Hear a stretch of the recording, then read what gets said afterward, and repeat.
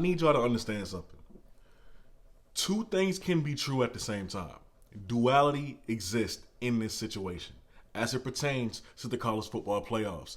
SMU and Indiana deserved to be in the playoffs. The College Football Playoff Committee made the right decision. Now, if you want to judge them based off of seedings, cool, do so. It could have been better. But SMU and Indiana deserved to be in the playoffs. I do not care what the result was. Let me explain further. See, guys, it is quite possible for the College Football Playoff Committee to make the right decision, and then they just get their ass whooped. Indiana, SMU, they just got whooped. Simple as that.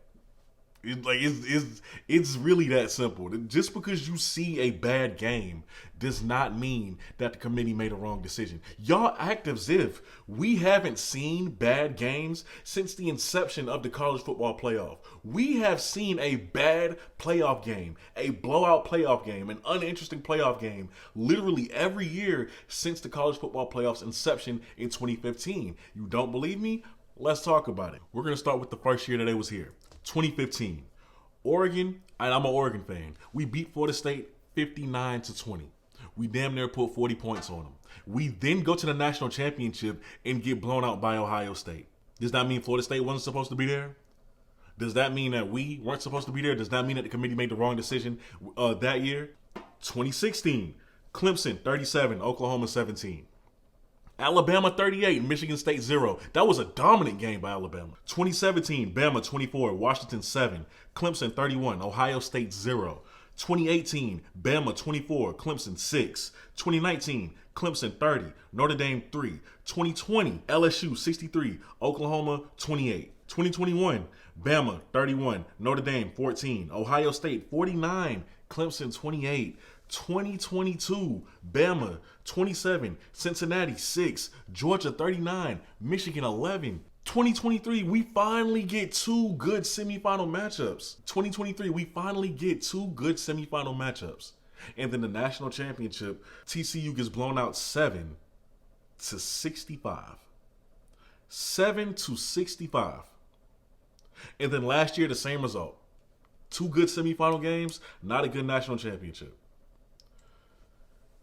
We've seen this throughout the history of the college football playoff. It is what it is. Teams could very well deserve to be there, and you're just not a good enough team for the opponent that you're facing. They could just be that much better. They could just be that much better. Indiana and SMU faced a much better opponent. That's all. So Lane Kiffin, because even though I know he ain't gonna watch this video, you need to be addressed. Complaining on Twitter, on social media about how you should have been in there, maybe don't lose to a 4-8 Kentucky team and you will be. Do what you need to do in the offseason, in the regular season, and you'll be there. That's the problem with some of these SEC schools. They feel like they're God's gift to college football. That you can just do whatever and make whatever mistake and you still deserve to be in the playoffs. You don't get rewarded for that. You don't get rewarded for that. You didn't do what you were supposed to do. Simple. And for those of you who are asking for the BCS system to be brought back into place, are you stupid? Are you stupid? And I really have to ask that question, right? And take it how you want to take it.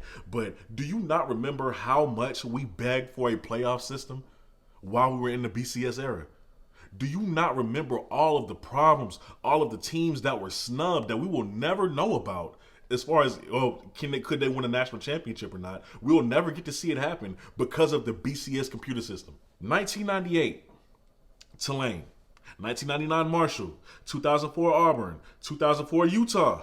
Okay? 2006, Boise. 2008, Utah. 2009, Boise. And 2010, TCU. I know you remember that team.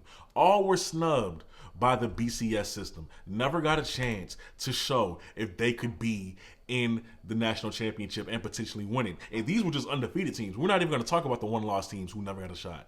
The BCS system, I hope we never go back to it. It was broken. It never should have been in place. Is the system perfect? Is the playoff system perfect? No. It's not. And it's never going to be. It's never going to be perfect.